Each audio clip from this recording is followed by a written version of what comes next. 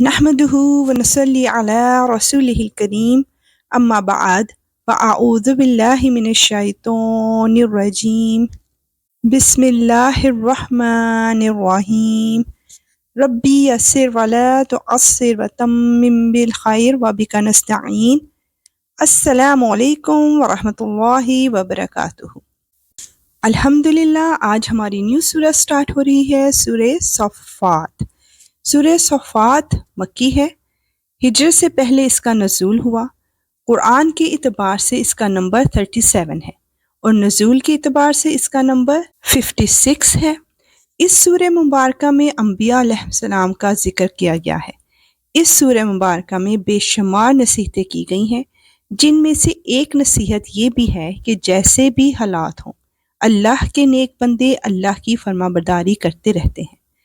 حضرت ابراہیم علیہ السلام کا واقعہ، کافروں نے آپ کو آگ میں ڈالا لیکن آپ حق کی راہ سے پیچھے نہ ہٹے۔ صفات ان جماعتوں کو یا گروہوں کو کہتے ہیں کہ جو صفیں باندھتے ہیں۔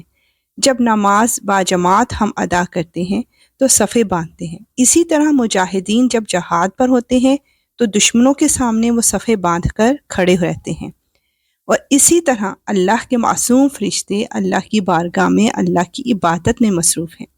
نبی پاک صلی اللہ علیہ وآلہ وسلم نے ارشاد فرمایا کہ فرشتوں کی صفیں اسی طرح ہوتی ہیں جس طرح تم نماز کی جماعت میں صفیں باندھتے ہو۔ صفات میں وہ تمام گروہ ہیں جو کہ اللہ کی راہ میں صفیں باندھتے ہیں، چاہے وہ فرشتے ہوں، چاہے نماز کی حالت میں ہوں یا جہاد کی حالت میں۔ سورہ صفات کی پہلی 5 آیات میں عقیدہ توحید کو بیان کیا جا رہا ہے۔ قسم ان کی جو پرے باندھ کر صف بناتے ہیں، پھر ان کی جو روک ٹوک کرتے ہیں، پھر ان کی جو ذکر کی تلاوت کرتے ہیں۔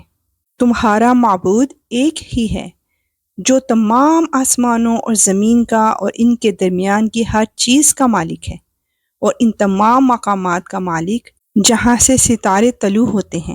بے شک اللہ وحدہ لا شریک ہے اور کسی چیز میں اس کا کوئی حصہ دار نہیں۔ آیت 6 to 10 میں ہم جانیں گے کہ وحی کی خصوصی حفاظت کس طرح کی جاتی ہے۔ بے شک ہم نے نزدیک والے آسمان کو ستاروں کی شکل میں ایک سجاوٹ عطا کی ہے اور ہر شریر شیطان سے حفاظت کا ذریعہ بنایا ہے۔ وہ اوپر کے جہاں کی باتیں نہیں سن سکتے اور ہر طرف سے ان پر مار پڑتی ہے۔ انہیں دھکے دیے جاتے ہیں اور ان کو آخرت میں دائمی عذاب ہوگا۔ البتہ جو کوئی کچھ اچک کر لے جائے تو ایک روشن شعلہ اس کا پیچھا کرتا ہے۔ اللہ اکبر، سبحان اللہ۔ آیت 11 to 19 میں ہم جانیں گے کہ کیا خالق کائنات انسان کو دوبارہ زندہ نہیں کر سکتا؟ اب ذرا ان کافروں سے پوچھو کہ ان کی تخلیق زیادہ مشکل ہے یا ہماری پیدا کی ہوئی دوسری مخلوقات کی؟ ان کو تو ہم نے لیس دار گارے سے پیدا کیا ہے۔ اے پیغمبر، حقیقت تو یہ ہے کہ تم ان کی باتوں پر تعجب کرتے ہو اور یہ ہنسی اڑاتے ہیں، اور جب انہیں نصیحت کی جاتی ہے تو نصیحت مانتے نہیں، اور جب کوئی نشانی دیکھتے ہیں تو مذاق اڑاتے ہیں اور کہتے ہیں کہ یہ ایک کھلے جادو کے سوا کچھ بھی نہیں ہے۔ بھلا جب ہم مر کر مٹی اور ہڈیوں کی صورت اختیار کر لیں گے تو کیا ہمیں دوبارہ زندہ کیا جائے گا؟ اور بھلا کیا ہمارے پچھلے باپ دادوں کو بھی؟ کہہ دو کہ ہاں اور تم ذلیل بھی ہوگے۔ بس وہ تو ایک زوردار آواز ہوگی جس کے بعد وہ اچانک سارے ہولناک مناظر دیکھنے لگیں گے۔ اللہ اکبر، استغفر اللہ۔ آیت 20 to 26 میں میدان حشر کا ایک منظر بیان کیا جا رہا ہے، اور کہیں گے کہ ہائے ہماری شامت، یہ تو حساب و کتاب کا دن ہے۔ جی ہاں، یہی وہ فیصلے کا دن ہے جسے تم جھٹلایا کرتے تھے۔ فرشتوں سے کہا جائے گا کہ گھیر لاؤ ان سب کو جنہوں نے ظلم کیا تھا، اور ان کے ساتھیوں کو بھی اور ان کو بھی، جن کی یہ اللہ کو چھوڑ کر عبادت کیا کرتے تھے، پھر انہیں دوزخ کا راستہ دکھاؤ اور ذرا ان کو ٹھہراؤ، ان سے کچھ پوچھا جائے گا۔ کیوں جی، تمہیں کیا ہوا کہ تم ایک دوسرے کی مدد نہیں کر رہے؟ اس کے بجائے یہ تو آج سر جھکائے کھڑے ہیں۔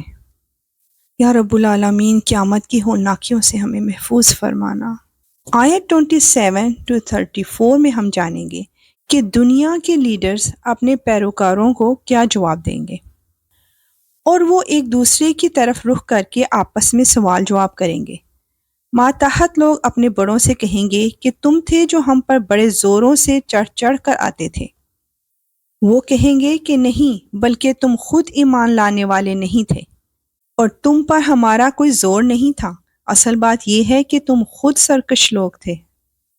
اب تو ہمارے پروردگار کی یہ بات ہم پر ثابت ہو گئی ہے کہ ہم سب کو یہ مزہ چکھنا ہے، کیونکہ ہم نے تمہیں بہکایا، ہم خود بہکے ہوئے تھے۔ غرض اس دن یہ سب عذاب میں ایک دوسرے کے ساتھ شریک ہوں گے۔ ہم مجرموں کے ساتھ ایسا ہی کرتے ہیں۔ اللہ اکبر۔ آیت 35 to 39 میں گستاخان رسول صلی اللہ علیہ وآلہ وسلم کی سزا کا ذکر کیا گیا ہے۔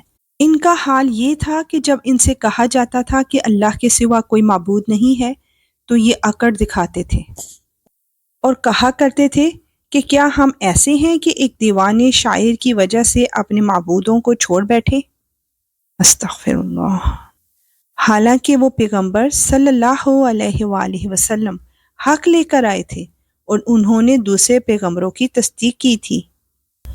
چنانچہ ان سے کہا جائے گا کہ تم سب کو دردناک عذاب کا مزہ چکھنا ہوگا، اور تمہیں کسی اور بات کا نہیں، خود تمہارے اعمال کا بدلہ دیا جائے گا۔ آیت 40 to 49 میں اہل جنت پر اللہ سبحانہ وتعالیٰ کی عنایات بیان کی جا رہی ہیں۔ البتہ جو اللہ کے برگزیدہ بندے ہیں ان کے لیے طے شدہ رزق ہے، میوے ہیں، اور نعمت بھرے باغات میں ان کی پوری پوری عزت ہوگی۔ وہ اونچی نشستوں پر آمنے سامنے بیٹھے ہوں گے۔ ایسی لطیف شراب کے جام ان کے لیے گردش میں آئیں گے جو سفید رنگ کی ہوگی، پینے والوں کے لیے سراپِ لذت، نہ اس سے سر میں خمار ہوگا اور نہ ان کی عقل بہکے گی۔ اور ان کے پاس وہ بڑی بڑی آنکھوں والی خواتین ہوں گی جن کی نگاہیں اپنے شوہروں پر مرکوز ہوں گی۔ ان کے بے داغ وجود ایسا لگے گا جیسے وہ گرد و غبار سے چھپا کر رکھے ہوئے انڈے ہوں۔ سبحان اللہ۔ یا رب العالمین، تو ہمیں ہمارے پیاروں کے ساتھ اپنی رحمت کے صدقے ان جنتوں کا باسی بنانا۔ آمین۔ انشاءاللہ ملیں گے نیکسٹ آیات کے ساتھ۔ اب اجازت، وآخر دعوانا ان الحمد للہ رب العالمین۔ سبحانک اللہم وبحمدک، اشہد ان لا الہ الا انت، استغفرک واتوب الیک۔ السلام علیکم ورحمۃ اللہ وبرکاتہ۔